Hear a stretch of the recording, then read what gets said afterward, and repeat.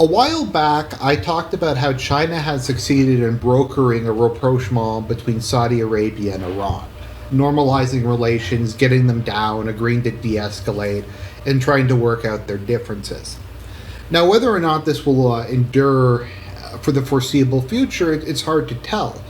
But regardless, it is progress, and it could be, as I put it, a diplomatic revolution.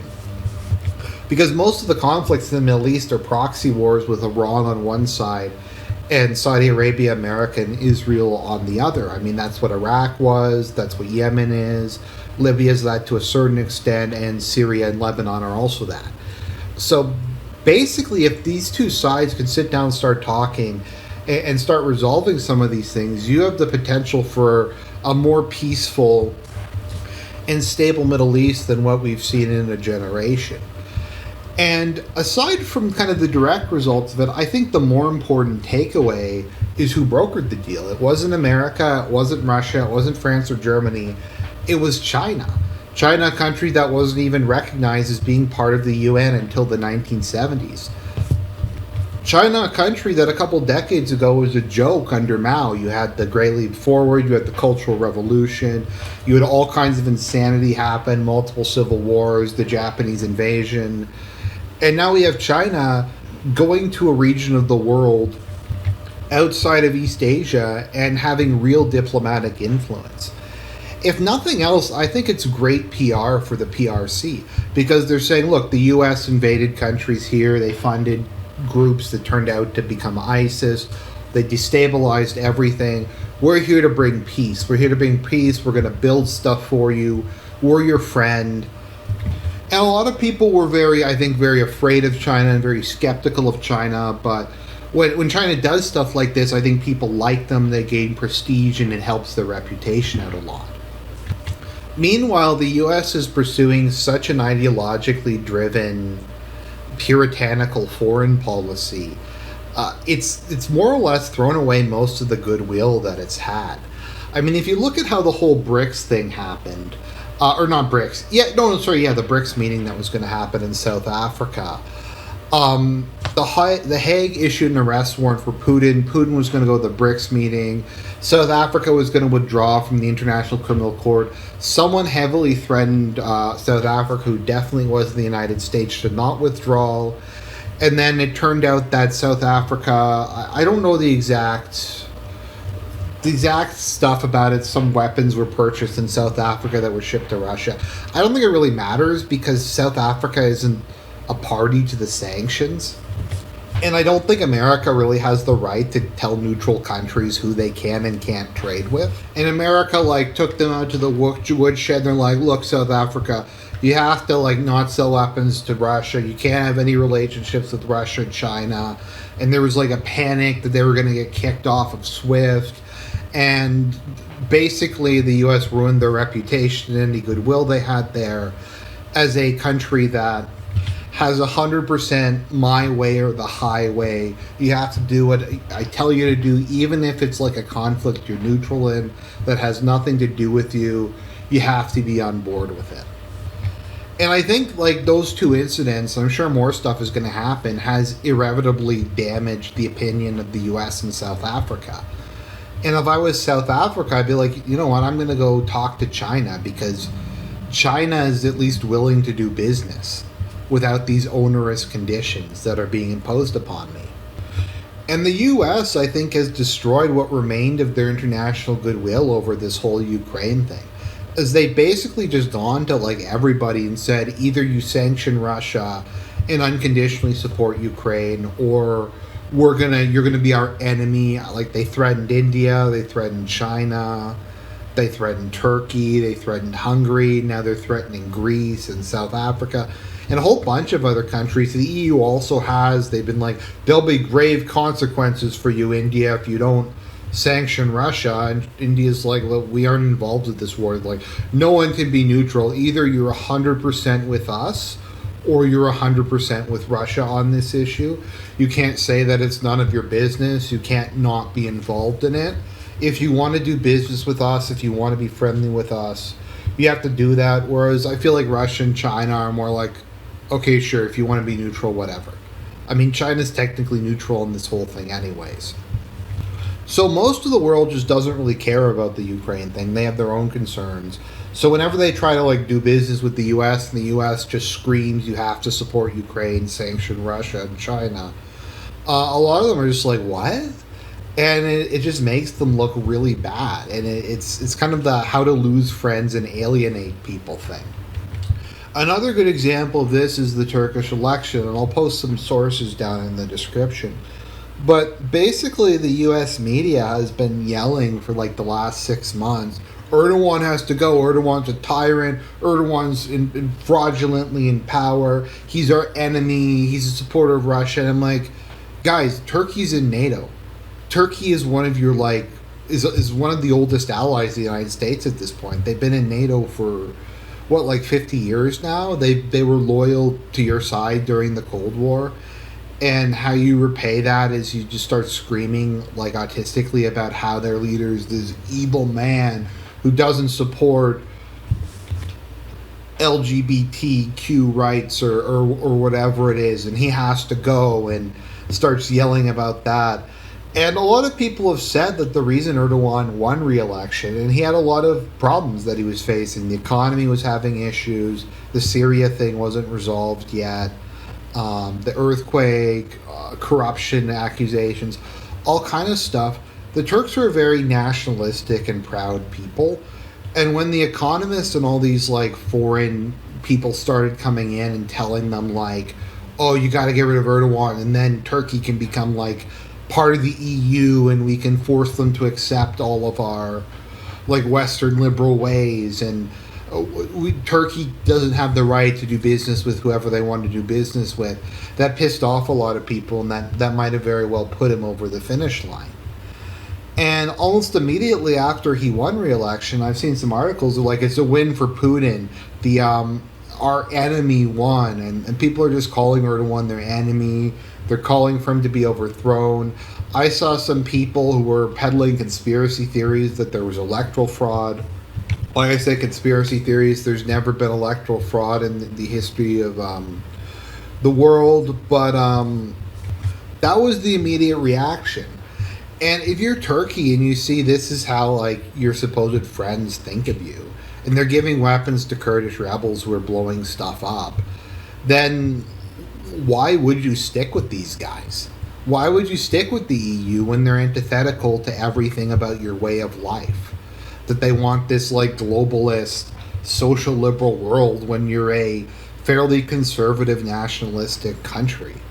Why would you want that? They clearly resent you. They think that you're like savages and less than dirt.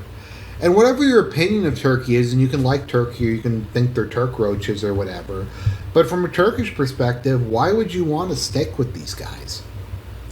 Wouldn't you want to, if Russia and China are like, look, you can stay neutral in this, we just want to do business, we want to build stuff, we want to make Turkstream, we want to do, and this is the map of the Belt and Road Initiative, we want to build roads, and Russia's building nuclear power plants, and Putin's saying, oh, well, Erdogan's tough to deal with, but he's my buddy, and stuff like that, versus just Joe Biden or whoever is the president lecturing Erdogan, telling him, look, you have to break off relations with Russia, you aren't allowed to buy cheap oil, you have to do like all this feminist stuff.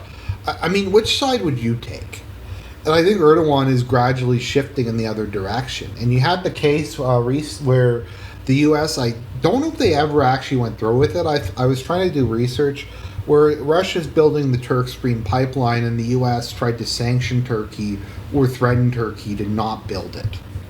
There's also recently an incident, and this might be dated by the time that this video comes out, or you watch it, where there was a Russian boat that was guarding Turkstream, and the Ukrainians attacked it. And you're like, well, it's pretty clear now from what the German government says that Ukraine blew up Nord Stream. Maybe they're going to blow up Turkstream next as a way to punish Turkey for being neutral in this war. And I mean, Turkey has given humanitarian aid. They were part of that whole grain deal. They gave them weapons. But, I mean, the Zelensky regime could very well blow it up.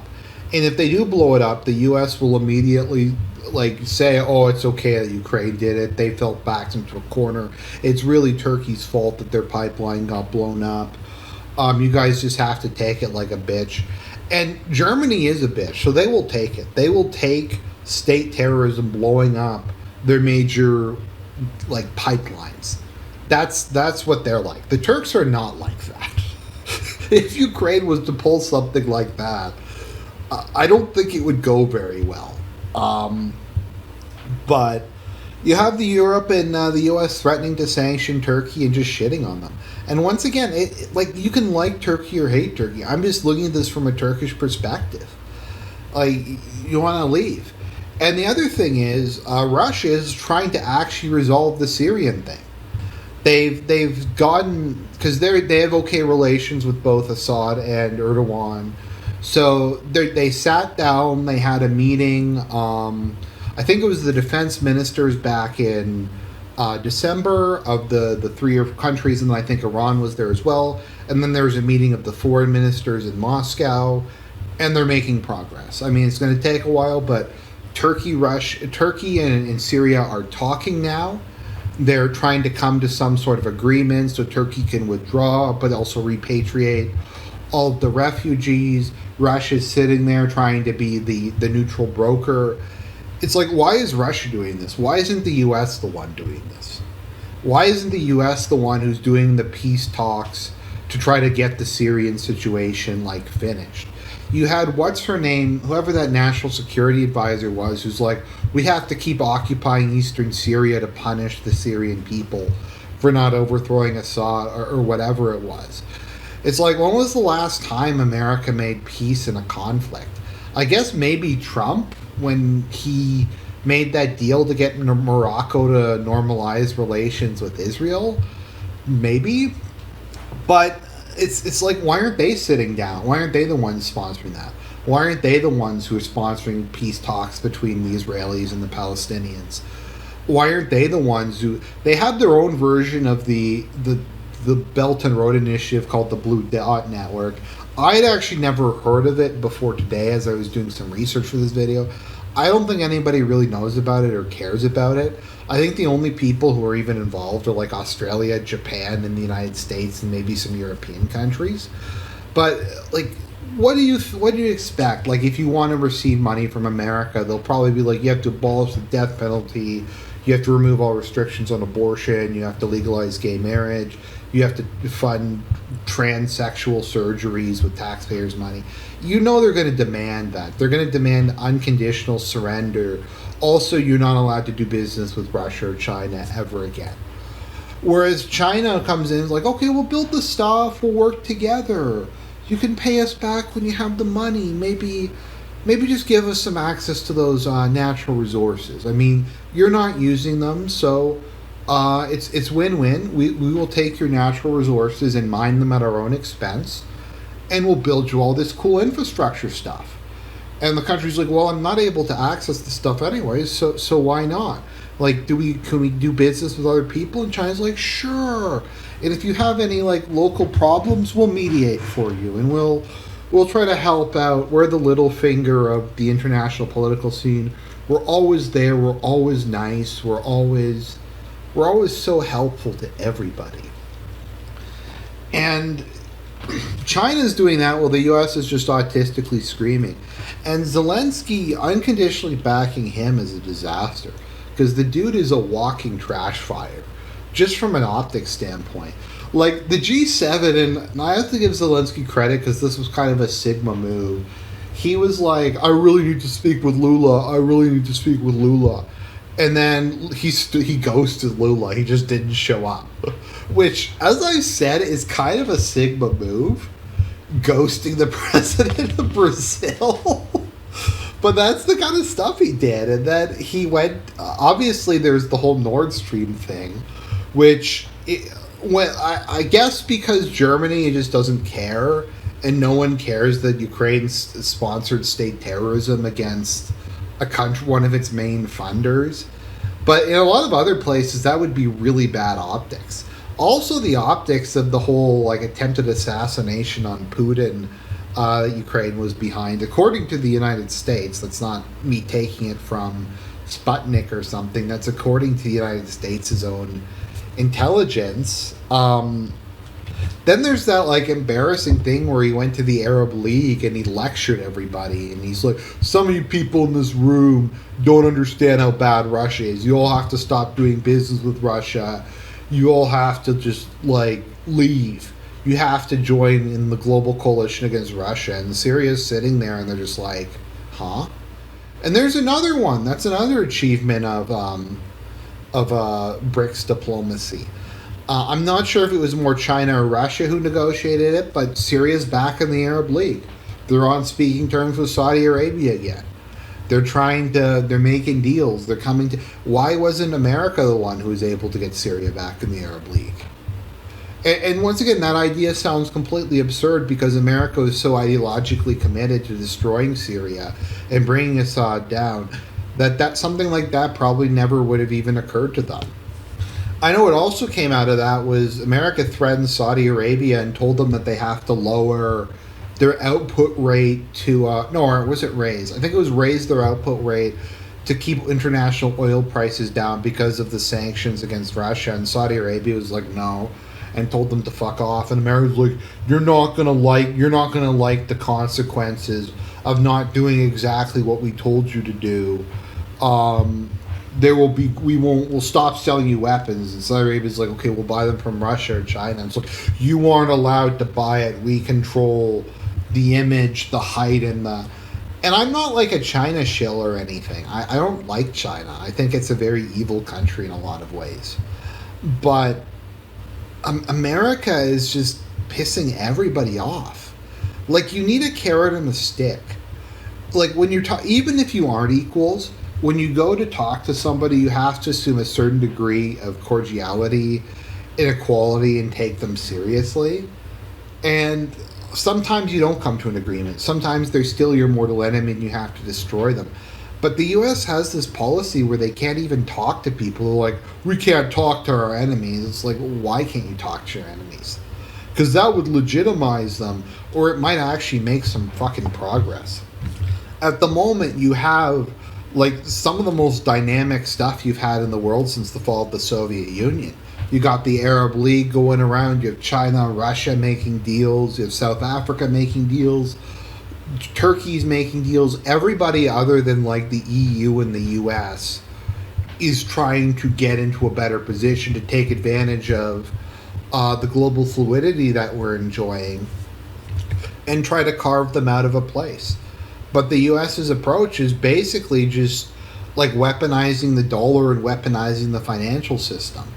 And the irony, of course, of this is if America did go into default, Russia would not be really affected by it since the US kicked them out of everything, which I think is pretty funny, actually. But that's another mistake. It's like, okay, so you're going to kick Russia out of everything. If that destroys Russia, okay, but if it doesn't destroy Russia, you have no leverage over them anymore. Like, what are they going to do at this point? What other sanctions can they realistically put on Russia? What other international financial institutions can they kick Russia out of? I mean, there really aren't any. And they're seen by countries like South Africa or Turkey or some other people who maybe had neutral or even good relations with the U.S., and they're like, what the hell? We got to get out of SWIFT. We have to stop using U.S. dollars because the U.S. is going to weaponize it against us.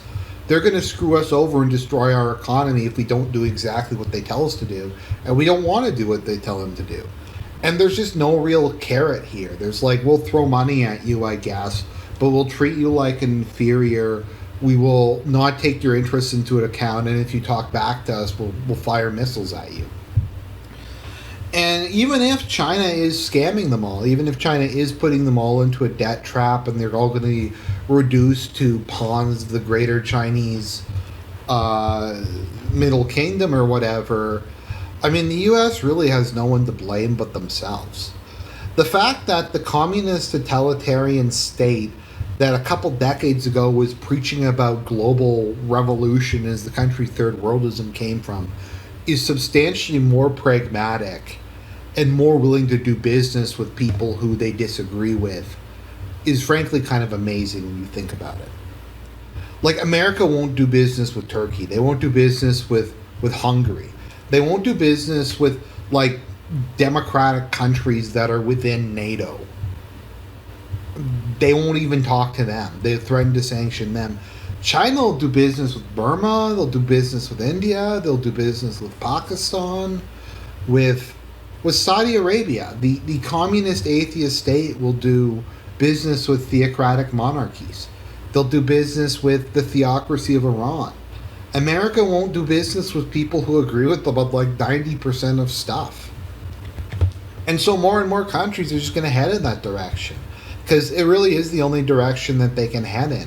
The U.S. has proven themselves to be unwilling to compromise or make deals with just about anybody.